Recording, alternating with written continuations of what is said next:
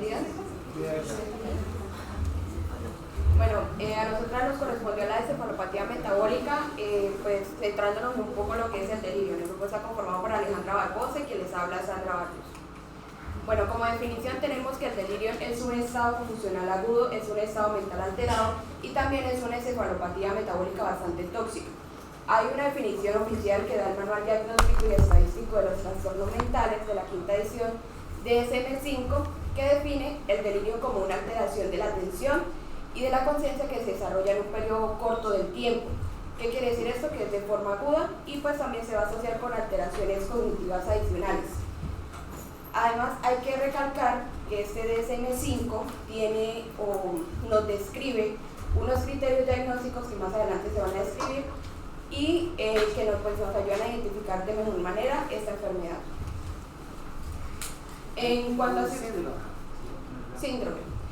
En cuanto a su epidemiología, esta es muy variada, ya que depende del grupo de pacientes a los que se esté evaluando y al entorno en el que se encuentren. Según estudios, la prevalencia mundial es del 9 al 80% y según otros estudios, entonces se describieron de la siguiente manera. Un 23% en adultos mayores de 65 años que están hospitalizados en entornos médicos generales. Estos pueden presentarse ya sea de forma que el paciente ya contenga este síndrome o que durante la hospitalización se le desarrolle. Un 24% de prevalencia en pacientes sometidos a alguna cirugía bastante complicada, un 7,2% en pacientes que están en posoperatorio. En esta revisión pues nos hacían un ejemplo de reemplazo valvular, un 25% después de un accidente cerebrovascular agudo. Igual, esto fue una revisión que se hizo sistémica en el 2019 de 32 estudios. De un 4 al 12% en pacientes evaluados dentro de la comunidad, de un 9 al 57% en pacientes evaluados en espacios hospitalarios en general y un 6 al 74% de prevalencia en pacientes con cuidados paliativos. Bueno, también se hizo estudios en lo que fue América del Sur, América del Norte, Asia y Europa, en donde informaron una prevalencia combinada del 31,8% en pacientes que estaban ventilados y no ventilados en unidades de cuidados intensivos que presentaban este síndrome. Y por último se encuentran estudios en Estados Unidos que estiman una prevalencia del delirio en niños y adolescentes que van desde un 4% al casi 50% que estaban gravemente heridos, enfermos, o en estado crítico y que desarrollaron la enfermedad, el síndrome. En cuanto a su etiología, entonces sus causas y factores de riesgo varían y son múltiples.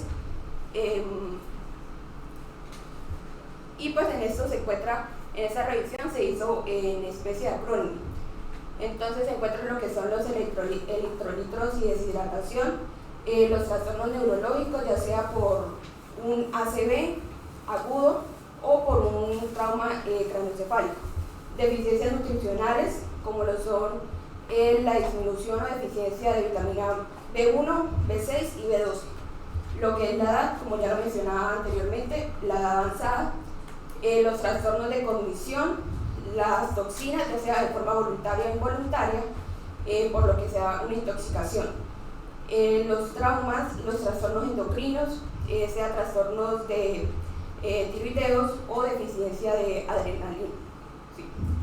En cuanto a los trastornos de conducta y los medicamentos, estos son otros de los factores más importantes que desencadenan el delirio, porque pues usualmente hay mucha polifarmacia o los pacientes tienden a sobrepasarse con ellos y estos medicamentos, que más adelante se los voy a mencionar, pueden desencadenar el delirio. Trastornos que lleven a la anoxia, anemia, infecciones y también otro de los más importantes es la estimulación al dolor. En cuanto a otras etiologías también se encuentra la falla de órganos, trastornos en el ciclo circadiano, también trastornos en procesos metabólicos y la uremia, restricción de la movilidad, ya sea en pacientes que tengan alguna afección médica o que otros procesos médicos no los permitan movilizarse, y las emergencias. Bueno, nuevamente dentro de los factores de riesgo, entonces existen dos, los predisponentes y precipitantes. Los predisponentes son aquellas características de fondo o previas que ya tenía el paciente antes de ser hospitalizado. Estas, cuando ya tienen delirio, no pueden ser tratadas, pero sí hay que identificarlas para prevenirlas. Y igualmente, aquí unos ejemplos. Y los precipitantes son esas causas que desencadenan el delirio, que eran las que le mencionaba anteriormente. Igual, otros ejemplos. Siguiente. Bueno, esta es una gráfica bastante interesante en donde nos describen los factores con los que llega el paciente y con los cuales no se puede modificar cuando se desarrolla este síndrome.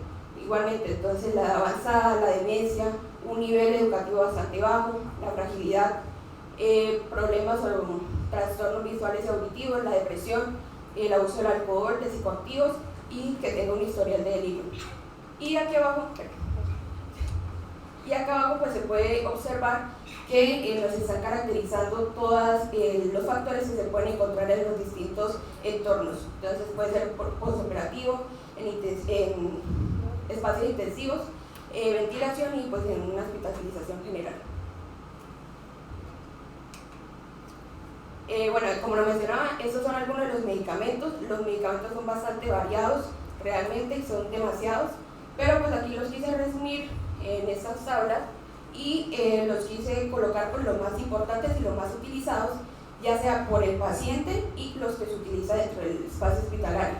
Entonces están los antihistamínicos, difenhidramina, dimethidrato, hidroxicina, los cardiovasculares, la amiodarona, el captopril, la sida,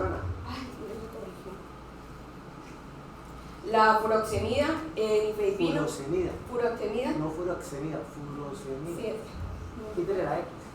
Ok, furosemida. Nifedipino y la warfarina. Relajantes musculares como el valcuronio, tizanidina, ciclobenzaprina, analgésicos como la codeína, meperidina, los AINES, la oxicodona. Ciclobenzaprina. Y el tramadol. Los antimicrobianos como la ampicilina, la cefaloctina, la clindamicina, el clotrimazol, las fluoroquinolonas. Y dentro del sistema nervioso central, los barbitúricos, las benzodiazepinas, el litio, los inhibidores de la MAO, fenitoína y el propofol. Bueno, en cuanto a su fisiopatología, esta es bastante variada, no es muy clara que digamos, no se comprende del todo, y pues va a ser el resultado de la interacción de un estado neurobiológico previo vulnerable y pues debido a múltiples o un solo factor desencadenante. Existen pues tres hipótesis. Está la hipótesis de los neurotransmisores, la inflamación y la hipótesis de la privación de oxígeno.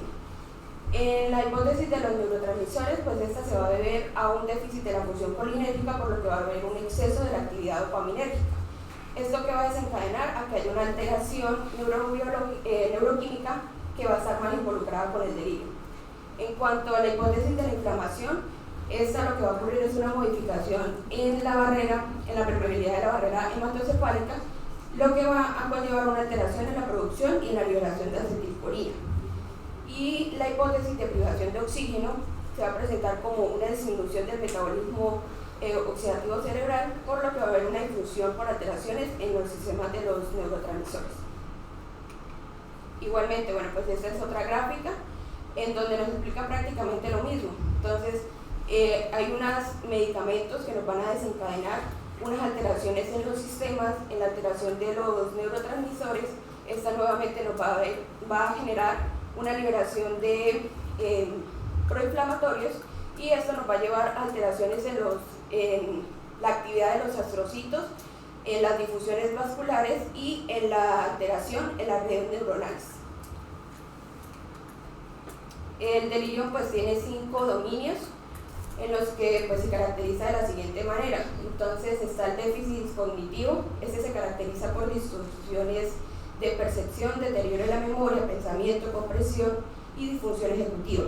Está el déficit de atención. Este se caracteriza por alteraciones ya sea en la conciencia, en la capacidad reducida para distinguir, para enfocar, mantener y pues cambiar la atención. La desregulación psicomotora, esto se confiere a las diversas presentaciones fenotípicas del delirio. Desregulación emocional, esta va a ser por una alteración ya sea de las emociones, ya sea miedo, ansiedad, irritabilidad e ira.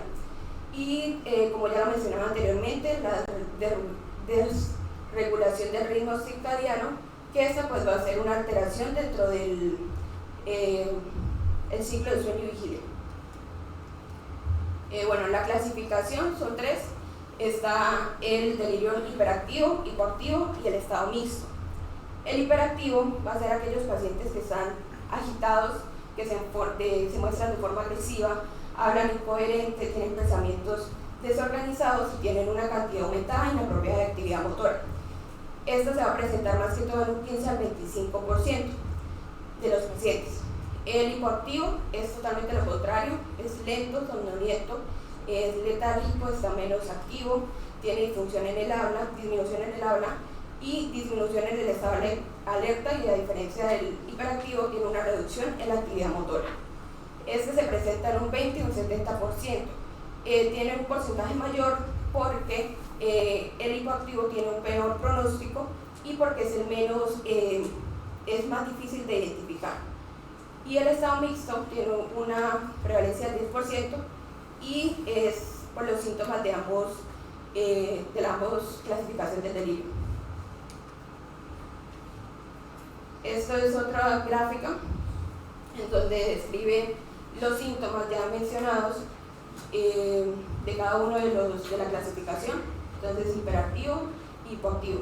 Igualmente, entonces los pacientes hiperactivos se van a presentar por una agitación psicomotora, confusiones, irritabilidad, va a estar agresivo, y los hipoactivos va a haber una reducción de la parte psicomotora, va a estar confundido, somnoliento, letárgico y va a dispersar la realidad.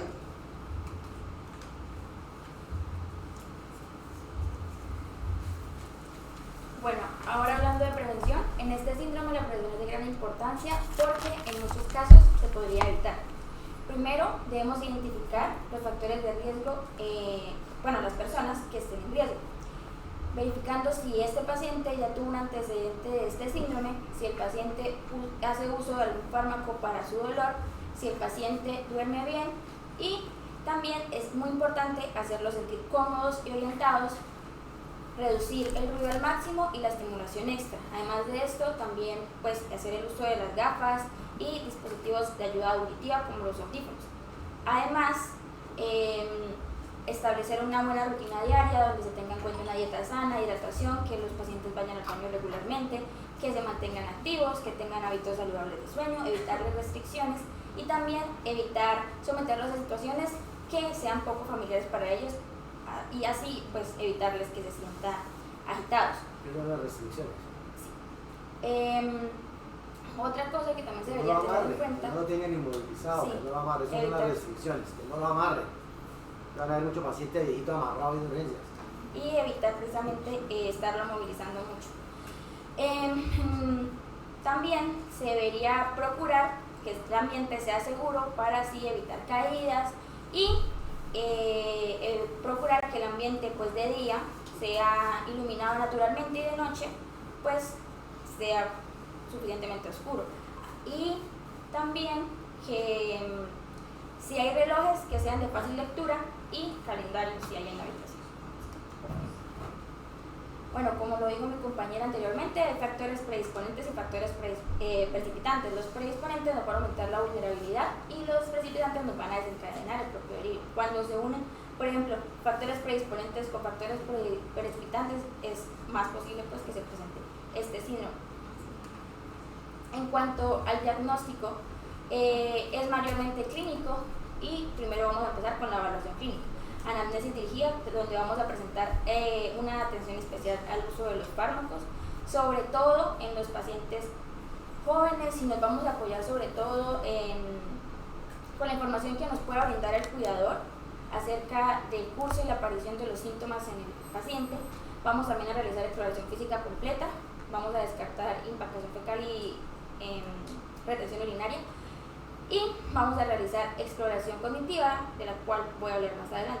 También se pueden realizar análisis complementarios como hemograma, coagulación, bioquímica sanguínea, pruebas de función tiroidea, análisis toxicológico, pues por lo mismo que dije anteriormente, puede ser desencadenado por uso de fármacos, anticuerpos frente a VIH, serología de sífilis, electrocardiograma o electroencefalograma, si esto hay sospecha de que sea causado por convulsiones, saturación de oxígeno, y en caso de que se sospeche que sea una infección en el sistema nervioso central, podemos realizar una punción lumbar y análisis de líquido cefalorraquídeo, también cultivo de sangre, orina, líquido cefalorraquídeo y concentraciones de vitamina B12 y ácido fólico. Bueno, en cuanto a exploración de funciones mentales, vamos a evaluar el estado de conciencia, si el paciente se encuentra somnoliento, estuporoso o en confusión mental. Orientación, vamos a preguntarle su nombre, su edad, que mencione la fecha, qué día, qué año estamos, en qué país. En cuanto a atención, podemos pedirle que repita una secuencia de números al azar o números de atrás hacia adelante, que recite algunos meses del año. En cuanto a memoria, preguntarle pues la fecha y lugar de nacimiento, si está casado, si el estado civil que tiene, número de hijos. También vamos a explorar funciones que no son intelectivas, como la conducta y el comportamiento, indagar si el paciente ha tenido alguna disminución de sus tareas que realiza habitualmente, el estado afectivo, si se encuentra eufórico, si se encuentra irritable, si se encuentra depresivo, ciclo sueño-vigilia, si el paciente está durmiendo bien, cuántas horas está durmiendo, si presenta insomnio o si despierta frecuentemente. Y en cuanto al sistema neurovegetativo, vamos a evaluar si hay presencia de temblores, disartria, rubor facial o miriasis. Bueno, existen varias escalas de criterios diagnósticos. En este caso les voy a hablar de la escala diagnóstica y estadística de desórdenes mentales, la cual presenta 4 criterios. Primero, la alteración en el estado de conciencia. Segundo, el cambio de las funciones cognitivas. Tercero, la alteración que se presenta en un periodo corto de tiempo. Y la cuarta, que se demuestre que sea un efecto fisiológico directo de una enfermedad médica, de alguna intoxicación por algún fármaco o pues consumo de algún medicamento. Si se presentan los primeros dos criterios y o el tercero y o el cuarto, se puede hablar de un posible delito. Ahora vamos a hablar de la escala CAM, de la Confusion Assessment Method, que tiene también 4 criterios. El primero es el inicio agudo y el curso fluctuante. Vamos a preguntarnos si existe evidencia de algún cambio agudo en el estado mental con respecto al estado básico del paciente, si la conducta normal fluctúa durante el día, si se alternan periodos normales con estados de confusión de severidad variables. Y en el segundo criterio vamos a evaluar la desatención, si el paciente presenta dificultades para fijar la atención, si no se puede mantener una conversación con el paciente, si las preguntas se le deben repetir. También vamos a evaluar el tercer criterio, que es el pensamiento desorganizado, cuando el paciente pues no se puede tener una conversación relevante con él, tiene ideas poco claras o ilógicas. Y el cuarto criterio vamos a evaluar la alteración del nivel de conciencia, si el paciente está alerta, vigilante, letárgico o estuporoso. En este caso, también para establecer un diagnóstico de RIEM se necesita que se cumplan los 2 primeros criterios y por lo menos uno del tercero y el cuarto. Bueno, también tenemos el otro test, que es el 4-test score. Tiene 4 criterios también. Vamos a evaluar si el paciente está alerta, si está normal o vigil, 0 puntos, si está somnoliento pero se despierta normal, 0, y si no se despierta, 4. En cuanto a orientación, también como anteriormente le vamos a preguntar edad, fecha de nacimiento, lugar y año. Si nos responde sin errores, 0. Si comete un error, 1, y si comete 2 o más errores, 2. En cuanto a atención, vamos a preguntarle los meses del año de atrás hacia adelante. Si dice más de 7 meses correctos es 0, si dice menos de 7 correctos o tiene que devolverse es 1, y si no puede comenzar es 2. Y por último, el pulso fluctuante en las últimas 24 horas. Si sí tiene un pulso fluctuante, 0, y si no, 4. 4 o más puntos es un delirio improbable, 1 a 3, posible deterioro cognitivo, y el 0 sí ya es baja probabilidad de delirio. Hay un error, ¿no? El último punto, el fluctuante que le da puntos. Ay, sí. Si es fluctuante, 4. Y si no, 0. Bueno, hay manejo farmacológico y no farmacológico, aunque actualmente pues no existe mayor evidencia evidencia fuerte sobre algún fármaco en especial, pero pues sí se puede realizar de mayor ayuda al manejo no farmacológico, sobre todo en los casos de delirio que no sea agitado.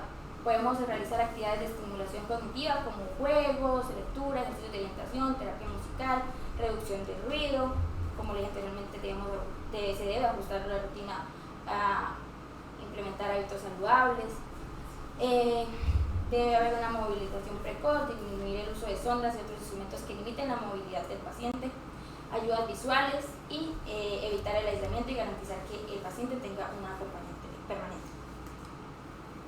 Bueno, en cuanto a tratamiento farmacológico del delirium, el paciente agitado se hace uso de neurolépticos y de benzodiazepinas, pero solamente en ciertos casos y específicamente del lorazepam, por ejemplo en casos de que sea inducido por consumo de alcohol, cuando hay antecedentes de síndrome neuroléptico maligno o cuando hay abstinencia a benzodiazepina. Bueno, ahí hay un solo neuroléptico, que era el haloperidol. Sí. Risperidona, quetiapina y olanzapina no son neurolépticos, son antipsicóticos atípicos. ¿Saben qué es neuroléptico? Son drogas que inducen extrapiramidalismo, por definición es de haloperidol. Los otros tres, en teoría no, pero pueden producir. Bueno, el lorazepam, y bueno, esto solamente es en casos específicamente indicados, ya que las benzodiazepinas podrían generar un efecto paradójico produciendo mayor agitación. Tenemos también el neuroléptico típico, que es el haloperidol, que se puede dar en dosis de 0,5 miligramos cada 4 horas y los efectos adversos pues, nos puede inducir síndromes extrapiramidales si se administra en dosis mayores a 3 miligramos.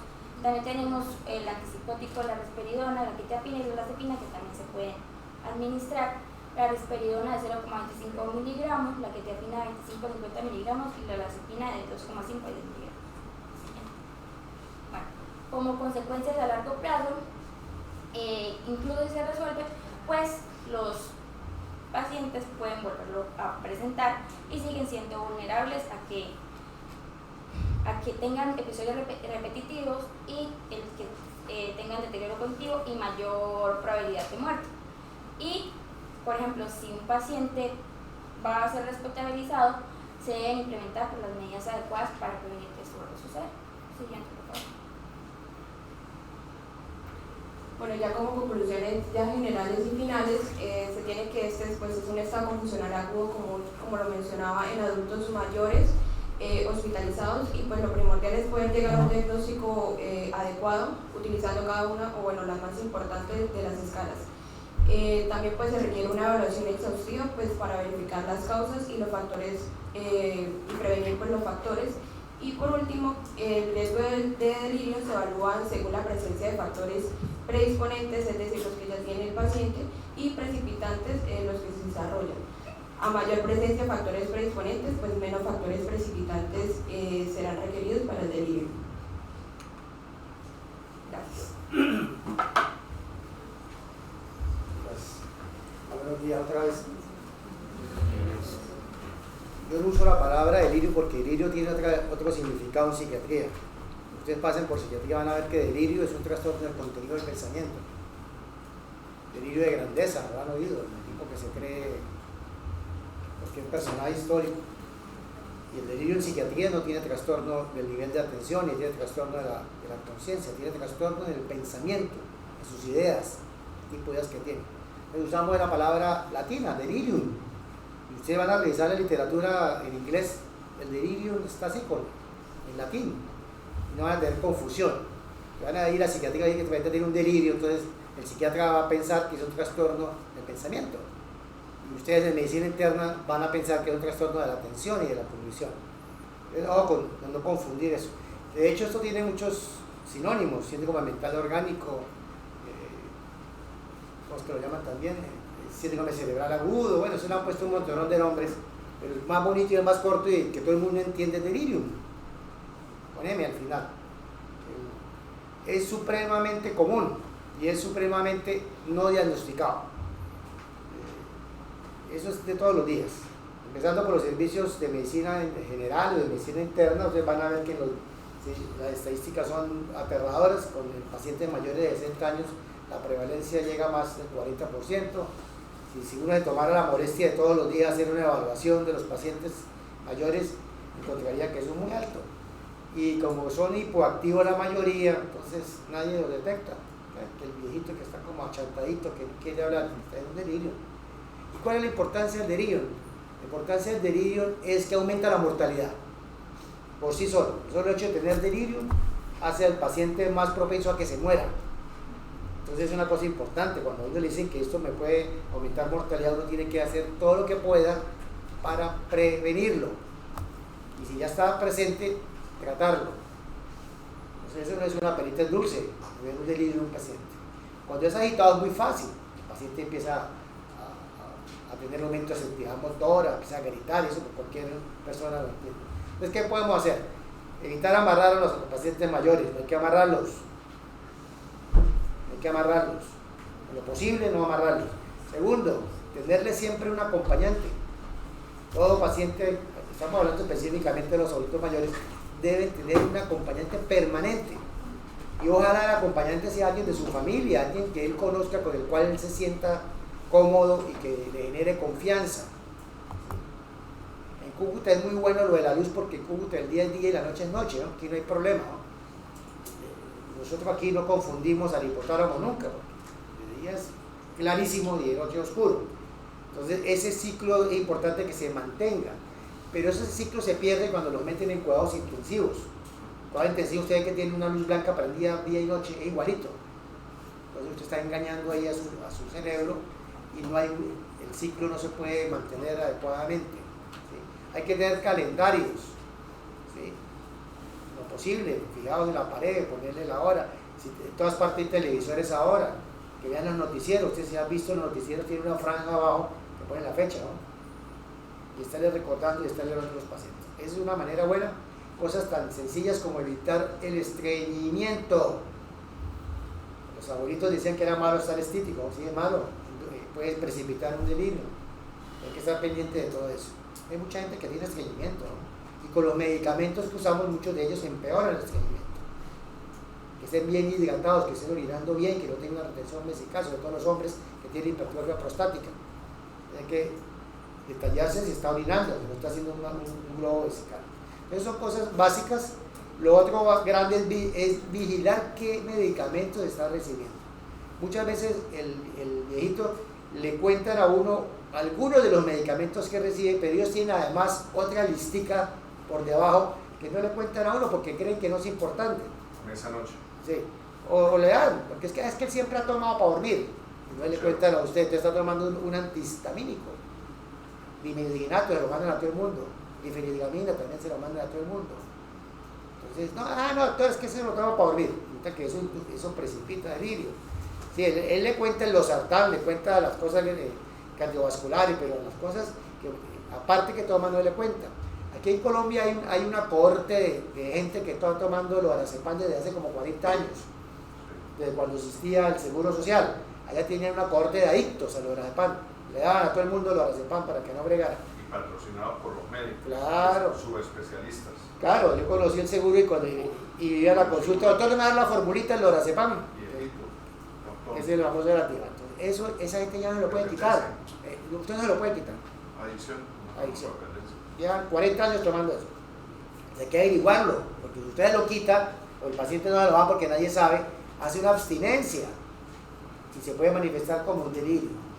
Entonces, averiguar qué cosita está tomando por ahí, por debajo de cuerda, y todas las demás. La ranitidina es una de las grandes precipitantes de delirio. Y eso todo el mundo toma ranitidina. Y en general cualquier medicamento que actúe en el sistema nervioso central pues tiene el potencial de precipitar delirio. Siempre averigüen muy bien eso, porque uno tiene que tratar de disminuir el número de medicamentos. Es difícil porque usted sabe que la polifarmacia es casi que la regla en los adultos mayores, ¿sí? Por supuesto que el cerebro que ya está dañado es más fácil que haga delirio. Si el paciente tuvo un trauma craneoencefálico y le dañó el cerebro, más fácil entra en delirio. Si el paciente le dio una ACV previamente, más fácil hace delirio. Si el paciente tiene ya una demencia, es mucho más fácil que haga delirio porque el cerebro ya está dañado. Entonces, la respuesta de este cerebro a medicamentos, a enfermedades intercurrentes, a una infección, a una falla cardíaca, a un problema pulmonar, pues va a ser más limitada y fácilmente va a inducir un delirio. Y eso lo vemos todos los días, paciente demenciado que lleva años con una demencia y hace delirio y se agita. Entonces es más fácil que induzca delirio. Y el que hizo delirio una vez, seguramente la va a volver a hacer después si no se toman las medidas de precaución. Quiere decir que tiene una fragilidad cerebral que fácilmente le induce al delirio. Entonces, ojo con eso. Si van a sedarlo, en general no se sedan los pacientes, porque el que está agitado le damos dosis bajitas. Ahí lo vieron. Dosis mínimas de cualquiera de los antipsicóticos. Usamos los atípicos, nosotros ya no usamos los peridores lo posible, porque es problemático, induce neuroléptico maligno, mucho extrapiramidalismo. Así sea dosis bajas, estamos usando quetiapina o lanzapina, tiene la ventaja que está inyectado, o risperidona. Benzodiazepina solamente al paciente que ya venía tomando benzodiazepinas y la suspendió, entonces acaba de empezar a poner. O en el paciente que tiene un tipo especial de delirio. ¿Es cuál? El delirium tremens, el del alcohol. El paciente con un delirium tremens que por abstinencia al etanol están indicadas las benzodiazepinas. Es el único, sí, que alucinaciones visuales. Ustedes leyeron a Edgar Allan Poe, Escarabajo Bravo, aunque había cosas que ese seguramente era un delirio. Poe era alcohólico. Parece que murió en una borrachera, para encontraron malo y lo llevaron para el hospital. Entonces, ojo con eso. Es muy común, es muy ignorado. La gente no le para bolas a esto y no tienen en mente que si el viejito está con delirio, tiene más probabilidad de que muera la neumonía que el que no tiene delirio. Añade riesgo de mortalidad. Por supuesto que hay que buscarle que no tenga una patología intercurrente que le esté precipitando el delirio. Lo más común en los viejos, trastornos electrolíticos tipo hiponatremia, muy frecuente. Infecciones, básicamente dos, la neumonía y la infección de vías urinarias, ¿cierto? Trastornos endocrinológicos, el hipotiroidismo en los viejos. Recuerden que el hipotiroidismo en los ancianos puede producir cualquier manifestación mental, cualquiera, hasta el coma. Entonces por eso hay que hacer la prueba de la TSH si quieres saber si el paciente tiene un hipotiroidismo. Las infecciones es muy fácil de detectar, los electrolitos se miden de rutina, entonces se supone que en una valoración inicial integral, por un servicio de medicina interna, pues van a detectar cualquiera de estas normalidades. Y casi siempre el delirio los factores precipitantes son varios al tiempo. Si el viejito o la viejita está anémico, eso ya le favorece porque tiene menos transportadores de oxígeno al cerebro, ¿sí? Si el paciente tiene una falla cardíaca, menos bombea sangre del corazón al cerebro, ¿cierto? Si tiene una infección intercurrente, está en un estado inflamatorio. Si ya tiene de base una demencia leve o un deterioro cognitivo leve, tiene menos capacidad de respuesta. Entonces uno termina viendo que tiene 4 o 5 cosas, algunas de ellas se pueden mejorar. Se puede mejorar la anemia, se puede tratar la infección, se le puede quitar medicamentos que le están precipitando, le puede aliviar el estreñimiento. Entonces es multicausal o factores precipitantes son varios y uno tiene que ir a cada uno de ellos para tratar de sacarlo del delirio. Hay personas que viven en delirio, no salen de ahí, entonces la muerte está más cercana para ellos. Hay que tratar de sacarlo del delirio en los pacientes, sobre todo los pacientes que ya tienen de base una demencia. Es lo posible llevarlo a un nivel en donde tenga atención y donde tenga algo de cognición. El diagnóstico es muy fácil, es el CAM, usted demora un minuto haciendo la valoración al lado de la cama del paciente, necesitan un examen y averiguar si esto es fluctuante. Si el acompañante dice, no doctora, él en la mañana está como bien, pero apenas llega la noche eso se pone distinto y se desorienta y no me reconoce y empieza a decir cosas, y usted lo va a entrevistar en la mañana y ve a otra persona que está perfectamente alerta, que le da el nombre, eso es un delirio, porque fluctúa. Eso para evitar la pedidera de exámenes, de tomografías y de resonancia, ¿no? Obviamente si usted lo ve lateralizado, si le ve algún signo de ACV o de hipertensión intracraniana se lo va a pedir, pero si es una cosa fluctuante, que al rato está bien, que al rato está mal, pues esto es un diagnóstico clínico que no necesita mayores imágenes, sino simplemente buscarle los factores precipitantes.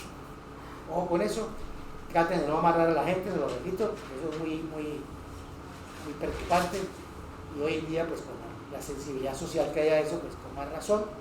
Para eso existen las barandas altas, tenemos en el hospital camas, todas con los requerimientos legales, y la mejor prevención es la acompañante permanente, siempre, que eso no sucede en la UCI, pero afuera sí tiene que haber.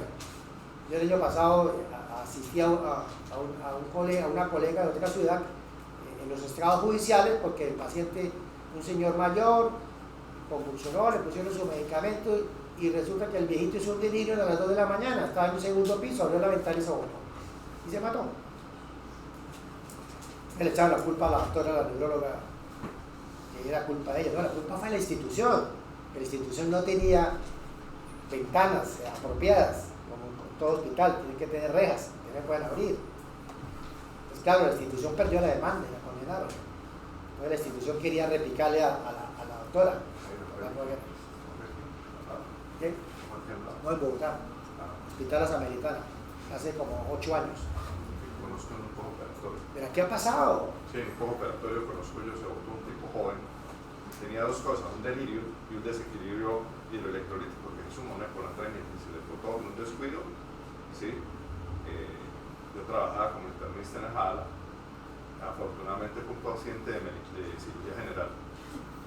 Si no estaría yo contestando qué se hizo de parte de nosotros para evitar, a eso nos llaman, que la situación sucedió. Y por eso nosotros, pacientes que no solamente los que tienen confusión tratamos de atenderlo en el primer piso, ¿no?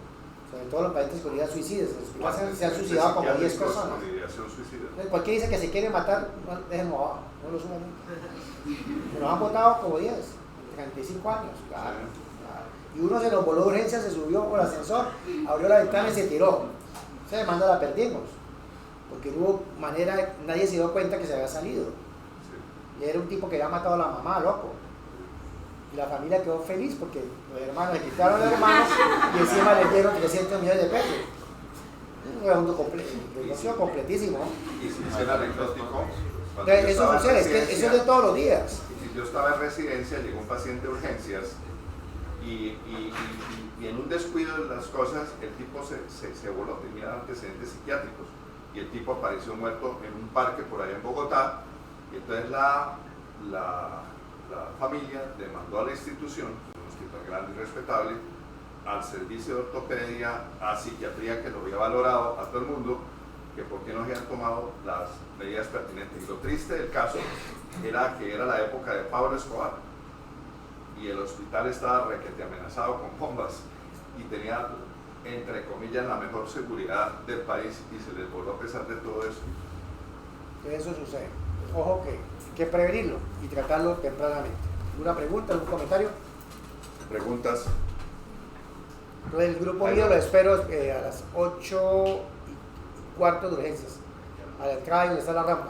Jairo, con relación a la actividad de ayer, ¿quedó algo pendiente o está concluido? Ya concluyó. Está concluida para toda la actividad de ayer. Bueno, mire, doctores, por favor, Zaida, ¿cuántos en el conteo están aquí presentes de este grupo? Aquí arriba hay 46 alumnos. ¿Cuántos deben haber? 54. Me va a tomar la lista de los que no están. Y abajo Angeli me toma también porque tampoco están.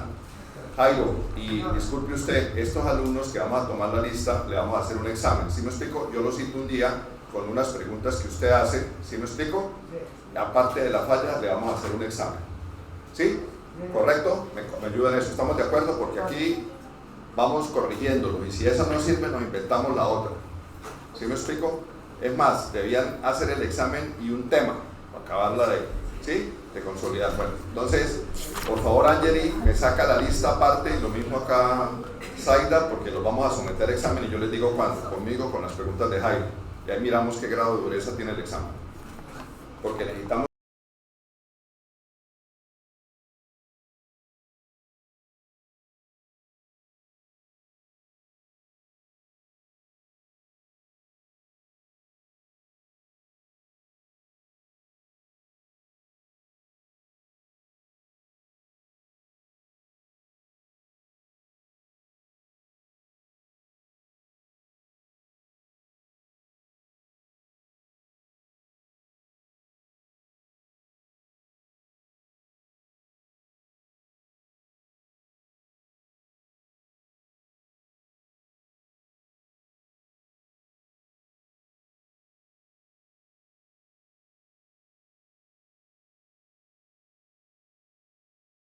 que por favor suban.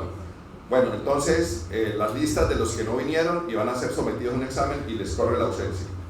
Abramos aquí en donde dice, por favor, rápidamente, tenemos media hora, vamos a ver si cumplo con todo.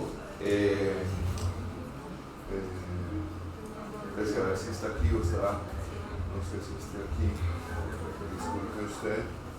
A ver, allá, 4 tuberculosis. ¿Sí me explico? Bueno, rápidamente, vamos a aprovechar esta media horita rápidamente. Este tema para mí es crucial y generalmente lo doy después de que ustedes tienen el bloque de nosotros, de eso. Pero ¿por qué me adelanto? Porque de lo que he visto reiterativamente en los últimos 10 años, es que los médicos generales, la mayoría, y algunos especialistas y hasta subespecialistas, cometen errores con esto. Y este es un problema. Entonces aquí aprovechamos que ustedes, que son un grupo grande y que van a ser buenos médicos, y eso esperamos, tengan y cimienten este conocimiento, que ya después los compañeros que tienen el tema, ahora después cuando acabemos se suben rapidito los 2 primeros temas de neumología con el doctor Berbesí, que según la información aquí me dicen que a partir del lunes 30, ¿alguien? ¿Cierto? El jueves, esta es la semana entrante, por eso. Los que están el jueves y el viernes, sin más ni más. Bueno, mire doctores, esto que ustedes están viendo, y para los de abajo, es un óleo muy interesante que conseguí pues hace poco, hace 2 años. No hay que solo estar leyendo medicina, hay que leer otras cosas, porque como decía por ahí su especialista, lo repetía una frase de Cajón, el que solo sabe medicina, de nada sabe, o solo medicina sabe. Entonces hay que leer otras cosas. Los médicos de antes eran unos médicos muy eruditos, eran universales y eran casi enciclopedistas. Usted sabe que una época de los enciclopedistas que fue fabuloso, ¿no? Eran que sabían de todo. Ya pocos existen.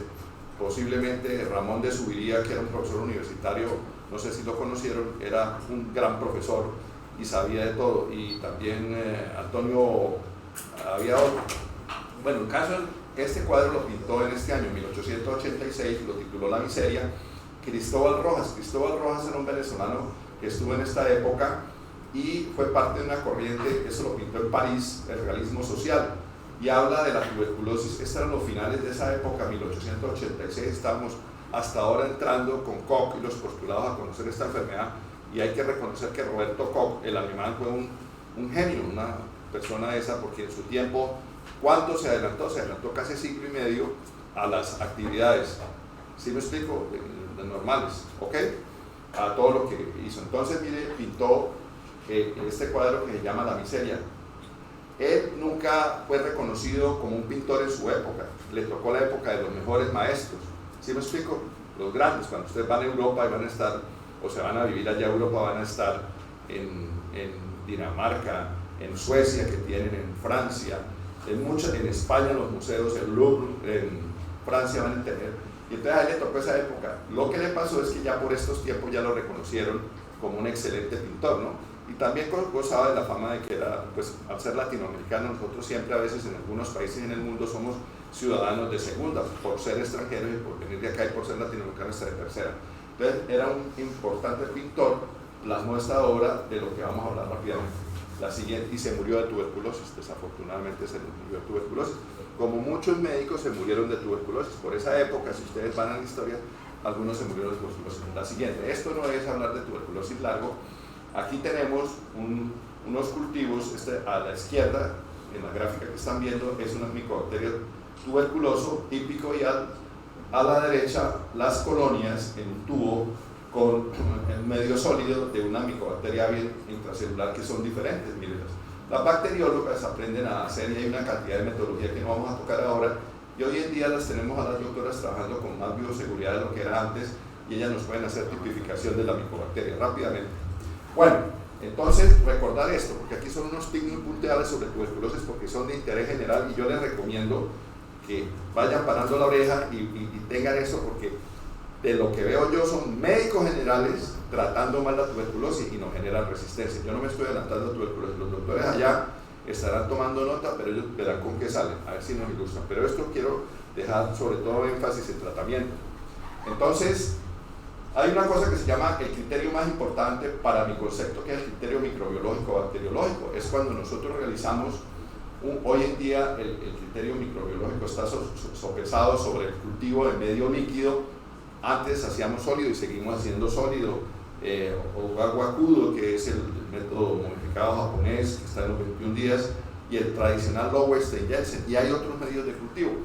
Y la biología molecular, el PCR-RT, se ha metido con mucha fuerza para la tuberculosis cultural. Sigue siendo válido hacer el esputo, la vaciloscopia, el cultivo también, y en casos, por ejemplo, gente que tiene problemas neurológicos del sensorio o que han tenido niños, los niños es muy difícil, entonces, o gente que no puede expectorar y están deteriorados en el sensorio, hay que hacerles un lavado gástrico con la metodología rigurosa que hay, así que hay que leer cómo es esa metodología. Entonces, hay una estrategia que se hizo en un tiempo y era inducir el esputo con solución salina, que se hizo no solo para tuberculosis hace rato, sino para neumocistosis, y puede hacerse, aunque en realidad eso no aumenta más allá de un 30%. La experiencia mía, nosotros trabajamos mucho esputo inducido, donde yo me formé, que fue en Bogotá, en 2 centros, el top y el otro, 2 centros buenos, y no, la verdad no, y aquí lo intentamos hacer también y tampoco nos dio los mismos resultados. Y la fibrobroncoscopia, que la hacemos aquí desde hace rato, con muestras, lavado bronquial, lavado broncoalveolar, con los respectivos cultivos. Bueno, entonces ya hablamos del BK, que podemos tener entre el 70 al 80%, en Colombia está en el 75 al 76% de rendimiento. Necesita como criterios una buena bacterióloga, una buena muestra de esputo y que le dediquen tiempo. Lo que pasa es que hoy en día, con la celeridad y las cargas que tienen las doctoras, porque tienen que correr por campo, ¿sí me explico? Búsquelo, persígalo, ¿sí me explico? Y las doctoras dicen, uy, tengo 100 vaciloscopias por hacer, entonces eso es como peluqueando locos, algunos. No, discúlpenme, pero sí, otras sí son muy curiosas. En la medida que la doctora tiene experticia, es dedicada y es laboriosa, encuentra el esputo. Para fortuna mía, yo conformé cuando llegué aquí, porque no había nada, un equipo de trabajo, me busqué la mejor bacterióloga que había, que era, y sigue siendo, había presentado muchos trabajos de hongos, si me explico, había trabajado en el Hospital Amelia, que era el antituberculoso, y tenía una gran experiencia, era una mujer muy inteligente y estudiaba mucho, y la mandé a capacitar en algunas cosas en Bogotá, como la realización del lavado broncoalveolar con mi profesora Paulina Ojeda. Entonces, pues tuvimos esa fortuna de trabajar. Hace un poco de tiempo, o sea, más o menos unos 5 años, ya no volvimos a trabajar con ella, ¿sí me explico? Desde el tiempo que está el PCR-C, y cuánta falta me hace, porque ella ya no desea trabajar, ella sigue trabajando bacteriología, ¿no? Pero no con énfasis, porque también en ese momento salió del hospital, salió porque ella quiso, presionada, y entonces cambió la vida, ¿no? Cambió un poco para no tener tanta carga. ¿Cuánta falta nos hace? Entonces, las pruebas de detección molecular hay muchas. El ESPER MTV RIF, el ESPER Ultra, que es el que salió después, el Aniplex 2, que lo han visto aquí en TV, acá el MR XDR, el Genotype, TVNDR, el TVDRE, el BD más NDR TV, y este que es el Real Time NTV para detección con prueba de rifampicina e isoniazida. Eso es lo molecular que tenemos. Entonces, sigue siendo válido porque la tecnología no está en todos lados, en Pamplona, en Ocaña, ni va a estar al lado, ni vamos a tener en todos lados. ¿Por qué ustedes tienen que aprender radiografía? Todos mis doctores, porque todavía el gobierno no tiene un plan de dotar todos los puestos de salud, todos los centros de segundo nivel y de primer nivel con tomografía. ¿Ya entendimos? Eso se demora. Y con esta sociedad donde no cuidamos lo propio y nos robamos lo ajeno, que es lo que todos ponemos nosotros con IVA, porque es que a mí, por ahí oí que hay estudiantes que contestan, es que eso es del Estado y entonces acabemos. Algunos, de este grupo no. Y resulta que lo del Estado es lo que a usted le han sacado, no sabe. ¿Sí me explico? Y es para su beneficio. Si ustedes ven aquí cómo cuidamos esto para que no se dañe, porque si llega a dañar esto, usted no vaya a pensar que nos van a dotar inmediatamente. Claro, para el doctor Berbesí, ese grupo tan bonito que es de 107, prioridad. Nanay, ¿sí me explico? Y fíjense el problema que se nos genera. Entonces hay que cuidarlo poco y mire, a la manera artesanal, ¿no? Ustedes están viendo los de aquí y a los otros que están abajo ya saben a qué me estoy refiriendo, la manera como protejamos el cabro. Entonces sigue siendo válido los cultivos de medio sólido, como decimos, Lowenstein-Jensen y el guagua acudo. Aquí hay una cosa clara y les voy a decir, le dicen, no doctor, eso se demora 3 meses, mienten. El guagua acudo está a los 21 días y a los 30 días tiene que haber un informe. Eso ya hay estudios en Medellín que lo hicieron, ¿sí? en el CIP y en otras partes en la Universidad de Antioquia. Y el logo dice, a los 30 días le tienen que dar informe. Entonces, a mí me manda razón con alguien, manda un estudiante, vaya, averigua el cultivo, doctora, por favor, hágame el favor. Doctor, ¿qué pasa entre medio? Y dijo, ¿quién dijo? ¿Sí? Y una vez dijo, dígale al doctor que si no sabe. Y me voy yo personalmente. Digo, ¿cuál fue la niña? Porque no, usted identifica, me dijo, esa. Y de una vez vamos con la jefe del laboratorio. Delante de la jefe del laboratorio. Mire, esta niña le contestó inapropiadamente a una cosa y dijo una cosa es, disculpe, ¿usted me conoce? Claro, doctor Verde, sí, ni me ha faltado, ¿a qué le dijo esto y esto? Y le repetí lo que le estoy enseñando, 21 días 30, digo, claro, doctor, usted tiene toda la razón. Entonces hágame el favor, le mejoro el trato a esa niña con los que vienen a averiguar, porque venía a hacerme el favor y yo le dije, vaya, diga que va de parte mía, ¿sí? O sea, me trató de ignorante, eso es lo de menos, porque ignorantes somos todos. A mí eso que me diga usted a mí, cualquier estudiante, usted es un ignorante, no me mella, ¿sí? Pero si el trato no es cordial, ¿sí? Algunos de ustedes van a ver que le digo, hágame el favor y nos respetamos, ¿sí? Porque yo no soy de su familia y le voy a contar, y si fuera de su familia, esos son los que mejor trato tienen, ¿sí? A mí véanme como un extraño que los quiere mucho, ¿sí? Es el único extraño que los va a querer y que quiere su bien, ¿sí me explico? Dele el trato, usted un extraño coge y lo trata mal, ¿cierto que no? Ninguno. Entonces, ojo con eso. Y le puse la queja delante de la jefe para que le hicieran una amonestación, ¿verdad? Porque esa no es la forma de contestarle. Usted se imagina si pasado con los pacientes, ya me ha pasado en consulta, mandé una vez un auxiliar a una familiar y la trataron re mal. Entonces, a veces nosotros nos encargamos de no dar las respuestas correctas, que es lo que estoy diciendo, y para acabar de rematar, somos groseros, somos patanes, somos chabacanes, y eso no, todo el mundo merece respeto. Bueno, entonces los cultivos de medio líquido, que es lo que tenemos, eso está hace rato también con informes del CIP de Medellín, hacemos para Mycobacterium tuberculosis, el Milbrul 7H9 y 711, nosotros tenemos ya esta tecnología en el hospital, adelante. Y es importante que ustedes sepan esto a continuación.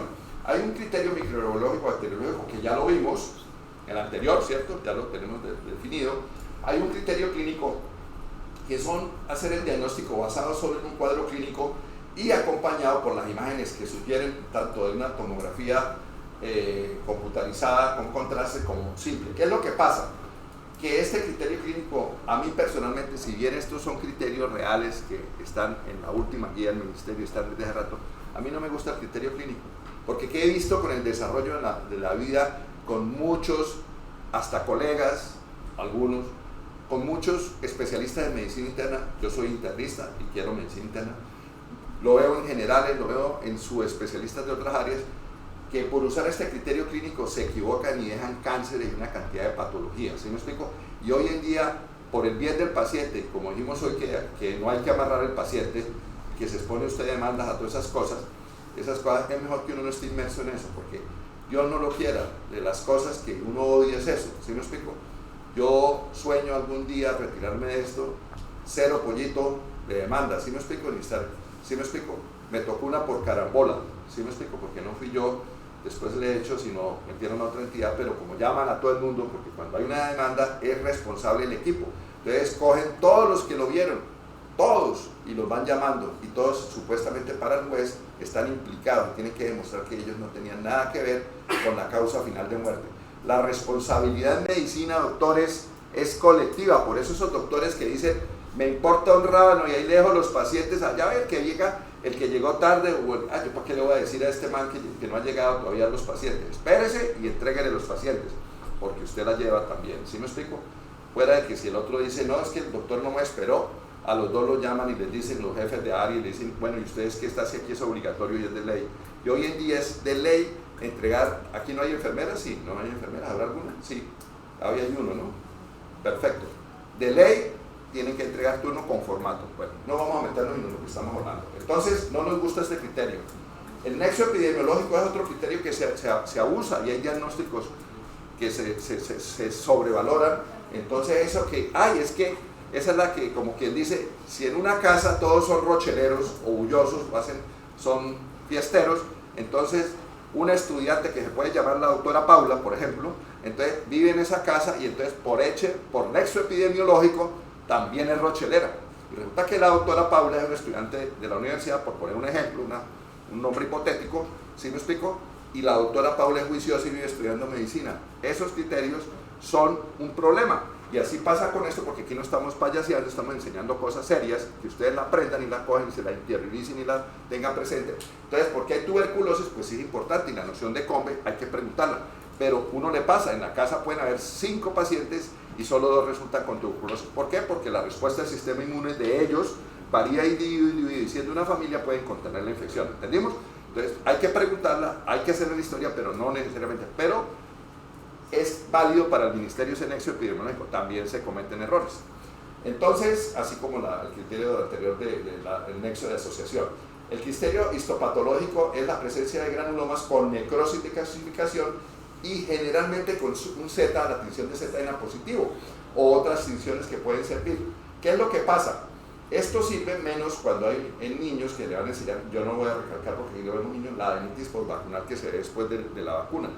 Pero, ¿qué pasa con eso? Nos ha tocado casos a nosotros en los cuales vienen las granulomas, el ZN es negativo, entonces un especialista de la NASA que está en el puesto de salud llega y determina en su sapiencia, en su inmensa sabiduría, que no tiene tuberculosis porque no vio el bacilo. No, se trata y se espera los cultivos, ¿entendimos? Se trata y se espera los cultivos al tiempo que le lleguen, ¿no? ¿Cierto? Si hay necrosis de calcificación. Si no hay necrosis de calcificación, entonces vienen un montón de enfermedades, entre esas las más comunes, que es la sarcoidosis, ¿entendimos? Y esa es la que ustedes tienen que mandar al especialista. Se la mandamos, allá le damos mejor al servicio de neumología, al doctor Perico Palote, o así, que nos dé y se apoyan. ¿Sí me explico?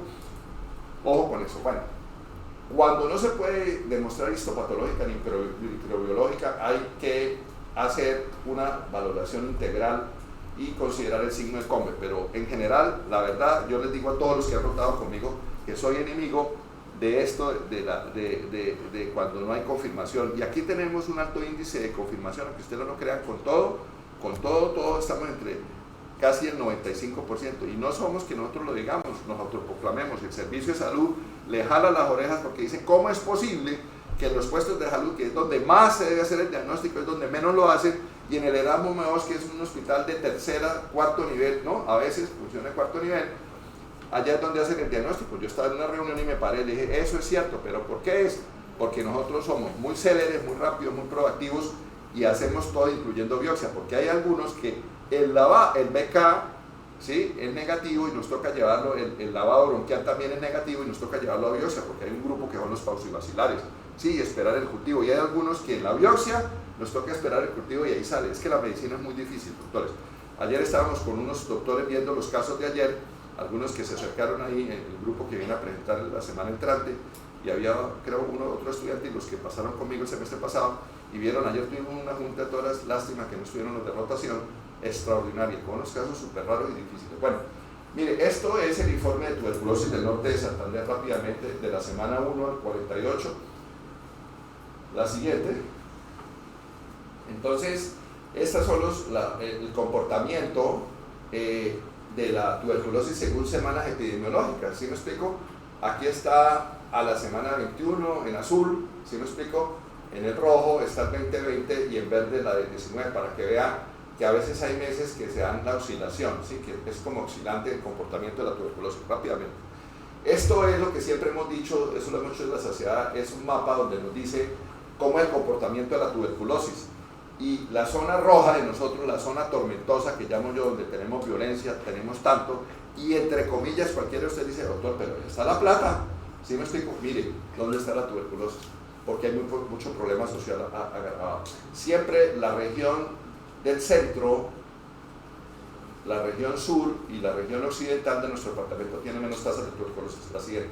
Y acá, aquí no vamos a hacer otro. Nosotros tenemos mucha gente, acá está la categorización, más hombres, ¿sí me explico? Esto es lo de la seguridad que no vale la cosa, la pena, y los indígenas tenemos un 3-4%, lo demás tenemos norte de Santander, pues no tenemos palenqueros y uno que otro gitano con respeto que siempre han vivido en un núcleo de Atalaya. Esto es, según los grupos etarios, y miren, dos cosas, el pico de 25 a 29, y tenemos seguido de 30 a 34, si me explico, y vuelve a haber otro pico después de 65 para que tengan el comportamiento. La siguiente. Esto es calientico, ¿no? Como quien dice, ¿no? Está recién salido el horno relativamente, ¿no? Entonces ustedes están viendo las formas de tuberculosis, la extrapleural que se ve, aquí tenemos más la pulmonar, como siempre en todos lados, que es casi relación 70-30, y aquí la que tenemos es más la pleural con un 50%, la meningia 10.3, la ganglionar 9, la enopática, y después de ahí sigue la geniturinaria, tiene 1.3, ósea y articular 5.1, la peritoneal 6.4 y la intestinal que es 5.1 y la pericárdica 1.3. Esto fue publicado en el Civigila, la siguiente. Pero aquí la tuberculosis está en todos lados y en mujeres, que aquí este grupo tiene mucha mujer, ¿sí me explico? Hasta en los anexos. Esa mujer estéril que no tiene hijos, ¿sí me explico? Mírenle las trompas y si hay una anexitis y hay cambios en eso, ojo, porque eso puede ser la tuberculosis que tenga ahí la persona y no sabe. La tuberculosis es la gran simuladora y muchas veces va asintomática. Bueno, esto es en norte de Santander, tenemos confirmado por laboratorio para la pulmonar casi la totalidad, tenemos solo un 6.1 por clínica para la pulmonar, gracias a Dios, eso y por nexo 0.2. Aquí falta es cuántos dejamos de diagnosticar, y en la extrapulmonar por laboratorio 49 y por clínica el 28. Esto sí es preocupante, esto es lo que tenemos que actuar. Eso quiere decir, para mí, que en algunas partes, en algunos centros, así sean grandes y muy prestigiosos de aquí, no están haciendo las cosas, ¿sí? Si no dicen esto, hay unos nódulos chiquitos micronodulares y asumen que es tuberculosis miliar, con seguridad. Eso sí es un dato preocupante. Bueno, la infección latente, usamos la tuberculina y los IGRAS, la siguiente. Tenemos otros como el TB Spot y otros muy importantes para saber qué es una infección latente. La tuberculina y estos IGRA detectan es infección, no enfermedad. ¿Qué es enfermedad? El bacilo nos entra y se queda en un rincón y en un momento sale y destruye y empieza a hacer daño, y no solo eso, sino se vuelve sintomático. Puede hacer daño sin tener síntomas. Entonces, no confundir infección con enfermedad. Nosotros, por tener una tasa de prevalencia media en Colombia, no somos como los americanos que hacen diagnóstico con la presencia de la tuberculina, porque según ellos no tienen tuberculosis, y eso es falso. Yo ahorita en estos días estaba viendo un informe en Estados Unidos y en Nueva York concretamente, en Nueva York es la ciudad del mundo y hay mucha pobreza. Y si tiene pobreza, y eso no se les va a aumentar porque, disculpe usted con la mano de migrantes y todos, ustedes y yo no, pero yo no quiero. Quería irse para Estados Unidos, el paraíso, aumentar ahí la tasa de los que nos pueden dar tuberculosis allá, ¿verdad? Los migrantes, usted sabe que por las condiciones, ¿no? Hoy, ¿dónde era que veía un informe? Hoy, en Londres, hoy lo veía un informe en Londres, cómo está la situación de apretada allá en Londres, ¿sí me explico? Y para ingleses y otros, porque ya los de la tuberculosis son los pakistaníes y los hindúes, no, y los migrantes, los que vienen de Haití y los que vienen por allá de las Antillas, no, ¿sí me explico? Tienen problemas terribles ahora con la crisis, todo este fenómeno gravísimo. Bueno, sí, la siguiente. Entonces, ojo que esta es la parte final, esto. Entonces, mire esto, tómenle fotos los que quieran tomarle, vale la pena. Este es el tratamiento convencional con RHZE 150, 75, 400 y 275 para la primera fase, y después para la segunda fase se usa rifampicina y isoniazida 150, 75. De un tiempo, acá como había problemas en que la gente reclamaba las pastillas y no las tomaba y las botaba, o se las ponía en la boca y después salía al sitio y las botaba, entonces hoy es directamente observado, ¿no? Y tienen que tomarse adelante las enfermeras la mayoría de casos. Solo excepcionalmente hacen algo cuando el paciente de pronto tiene alguna condición, ellos así. Entonces, quiero recalcar dos cosas. Se usan unos rangos de kilaje, aquí lo están viendo a la izquierda, el primer cuadro, y la primera fase de tratamiento normal para un paciente que no tiene ningún problema son la fase intensiva de lunes a sábado de RHZ para el kilaje de 25 a 39, 2 tabletas de 40 a 55, 3 y de 55 o más 4, y después se consolida con 112 dosis de lunes a sábado de isoniazida rifampicina 2, 3 y 4, los dos son de 2, 3 y 4 como memotecnia, ¿entendimos? Eso es lo que ustedes van a tratar, apréndansela y tómenla. Miren, esto hay errores, usted viera la cantidad de errores que hay en esto, muchísimo, y ponen enfermeras, yo aquí me disculpan las que son enfermeras jefes, a lidiar este problema, y como me dijo una, doctor, es que la paciente tiene una paciente la habían tratado reiteradamente como una microcarditis típica y yo le hicimos cultivo y era una típica. Y siempre llegaba y los especialistas en medicina interna, ¿sí?, decían que era típica y volvían y le sembraban eso, pero ¿por qué no leían historia y no se tomaban el tiempo? ¿Sí me explico? Claro, y claro que le hacían un PCR-RT y resulta que los PCR-RT, los que vienen, sí van a decir que micobacteria es típica o atípica y más pruebas de resistencia, pero los de ahora son hechos para tuberculosis, entonces si sale negativo, pues usted puede tener una micobacteria típica, ¿sí? Entonces sale negativo, entonces dicen, no tiene tuberculosis, porque es que este examen es el último, es la última en Guarache, y qué errores. Entonces la jefe empezó, nos citaron a una junta, me invitó a mí el instituto, porque el instituto tiene otro artista que vaya, yo no, pero no, que el doctor va, que tiene que venir, y me llamaron personalmente, el infectólogo dijo, quiero en la junta sentado el doctor López, así fue, y yo pues claro, fui gracias por la deferencia de la doctora y el confiar, y sale la jefe nueva a decir, esta paciente no tiene tuberculosis porque mire, no se le ha aislado y no se le ha visto, y dije, perdón jefe, sí tiene tuberculosis, ¿sí me explico? Lo que pasa es que basada en el PCR-RT y eso, sí, porque es atípica, ¿sí me explico? Ojo con eso, y debe tener resistencia, y estas micobacterias atípicas hay que hacerle un paneo o un panorama especial. Bueno, para cumplir con lo que estamos diciendo, la siguiente, doc. Entonces hay casos especiales, el embarazo se trata de una manera especial, los que van a presentar el caso, la charla de tuberculosis, no me van a hablar de tuberculosis en embarazo porque eso se lo dejamos para cuando ustedes sean ginecólogos, ¿sí? Se vayan a pasar allá a la rotación de ginecología, y lo de niños para cuando sean pediatras también, ¿sí me explico? Entonces dejémosle que ellos les enseñen lo que son los criterios de ellos a su manera y a su modo. Y cuando hay diabetes ya tiene otro esquema, ¿sí me explico? La diabetes siempre son 112 diarias. La tuberculosis en VIH es importante saber qué conteo de CD4, si tiene más de 200 células se sigue con el esquema de 112 la segunda fase, estamos hablando de 112 en la segunda fase, a la derecha. Y hay unas formas especiales como la tuberculosis genitourinaria, que hay que tratar, sube la segunda fase a 196 dosis diarias en la segunda fase. El grupo de VIH, si tiene CD4 menor de 200, pasa de 112 a 196 dosis. Ojo con eso. Y más si la tuberculosis es diseminada. La tuberculosis meningea y la ósea, según la última norma del 2020, son, la segunda fase, 280 dosis. ¿Sí me explico?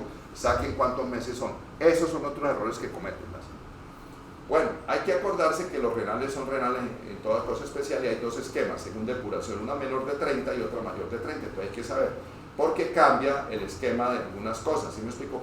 Y cuando está menor de 30, la fase intensiva con RHZE lunes, miércoles y viernes, y hay otro esquema que usa, dependiendo, martes, jueves y sábado, RH de 150-75 calculada por peso.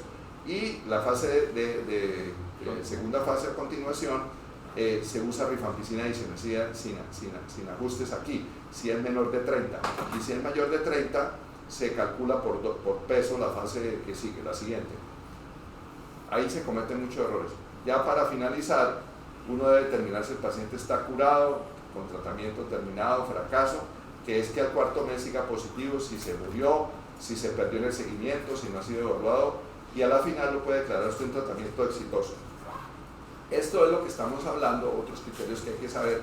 El caso nuevo es el que no ha sido tratado, el caso previamente tratado es que ya tenía un tratamiento por más de un mes. El reingreso tras recaída es el paciente que le declararon tuberculosis como curada, otra terminada el último ciclo y se le diagnostica un episodio recurrente de tuberculosis. No, hay que discriminar si es una verdadera recaída o un nuevo episodio causado por reinfección. Una cosa es reactivación y otra cosa es reinfección, mis doctores. Reactivación es el mismo bicho, el mismo microorganismo, ¿sí? El mismo agente, el mismo bandido, villano. Yo digo la tuberculosis es el villano, ¿no? La película, lo bueno y lo malo. Es un villano, entonces es el mismo artista, ¿sí? Como en las películas, volvió a aparecer el malo. Y reinfección es otro villano, uno nuevo que llegó a poner problemas en el pueblo, así como las de vaqueros, ¿sí me explico? Bueno. Y el recuperado tras pérdida de seguimiento es uno que se recupera después de que no sabemos, eso pasa mucho con los venezolanos, y con los venezolanos tenemos mucho problema porque nos vienen perdidos, con malos tratamientos, ¿sí me explico? Y tiene una potencialidad de infectarnos a todos los que estamos en el hospital, producir brotes nosocomiales, y eso hablábamos ahorita con la enfermera líder, aquí ya acabamos, nos dan 2 minutos, mire, puntual, porque decíamos que ella peleaba por aislar, y yo le dije perfectamente, aíslenlos, porque muchos de esos uno coge la historia bien hecha, y eso es muy importante. Cuando ustedes vean un paciente de tuberculosis, cuando les toque, primero, ¿dónde lo trataron? ¿Qué puesto de salud? ¿Cómo le hicieron el diagnóstico? Si fue real, porque puede ser por aproximación, ¿sí me explico? Por sospecha, que es la que digo yo de nexo epidemiológico, por sospecha de pronto, ¿sí? O clínica la de sospecha, más exactamente. La de nexo es un caso comprobado de tuberculosis, ¿sí? La de nexo es que la persona tiene... Mi papá tuvo tuberculosis, uno le pregunta, ¿lo confirmaron cuando esté conmigo? Sí, lo confirmaron. ¿Cómo? ¿Mediante qué? No, doctor, me hicieron una biopsia. Ah, bueno. Y el cultivo sí salió también positivo. Ah, eso es. Entonces vienen con resistencia, ¿sí me explico? Y eso nos están aumentando aquí la potencialidad. Y como esos pacientes aquí, discúlpenme, no tenemos nada aquí, como siempre hay estudiantes de Venezuela, migran mucho y tienen una condición social especial, eso andan como los gatos callejeros, ¿no? Disculpe, sí, por todos lados, el gato callejero es andariego, los perros callejeros son muy andariegos, el término andariego con respeto, ahí no estamos ofendiendo, ¿sí? Por su situación, porque tienen que rebuscársela, porque no tienen dónde dormir, y esos habitantes de la calle, incluyendo los de aquí, viven en árboles o viven allá debajo del puente. Usted pasa por el puente ahorita y mire cómo ha aumentado, eso lo limpiaron en un tiempo, lo sacaron, y hubo un atentado famoso porque en un tiempo le botaron una granada. Hace poco vi un paciente de esos, el año pasado, a finales de octubre, le botaron una granada y creo que mataron a 1 o 2 y dieron un pocotón. Aquí la intolerancia, ¿no? Porque aquí hay gente que hace, abro comillas, limpieza social, ¿sí? Cosa que eso humanamente ni médicamente, bajo ningún contexto, es eso, ¿no? Bueno, entonces esto que están viendo es una hoja de tratamiento, la actual. Ustedes cuando miren y estén en su rural, los de arriba y los de abajo, le dicen, cuénteme, ¿en qué puesto lo está trayendo el familiar? No, lo están viendo aquí en la unidad de San Martín, porque es un barrio de Cúcuta. En el puesto de salud, sí, tráigame fotocopiado, pídale a la jefe, que aquí lo estamos viendo en neumología, que le deje fotocopiar la hoja de tratamiento para mirar. Entonces uno le llega y aquí busca todo, aquí está cómo se le hizo el diagnóstico, cuáles son los criterios diagnósticos, ustedes están viendo todo, sí, el seguimiento, qué pruebas de susceptibilidad, si estaban pensando en resistencia, etcétera, etcétera. La siguiente, y esta es la hoja de atrás donde aquí marca el día por día si recibió la dosis, entonces uno puede seguir qué tan regular hacía el paciente, y a la final, acá en este punto a la derecha, si fue curado, si fue tratamiento terminado, si hubo fracaso. ¿Sí me explico?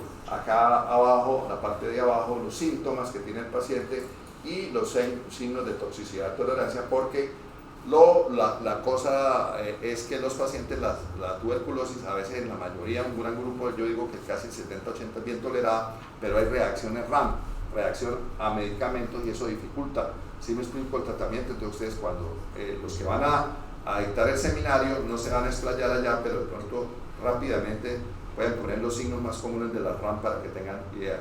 El seminario de tuberculosis, que no sea largo, que sea concreto. Hablando de resistencia, rápidamente hay monoresistencia, un solo medicamento de primera línea, poli, que es a más de un medicamento, tuberculosis de primera línea, que no sea isoniazida o rifampicina, doctores.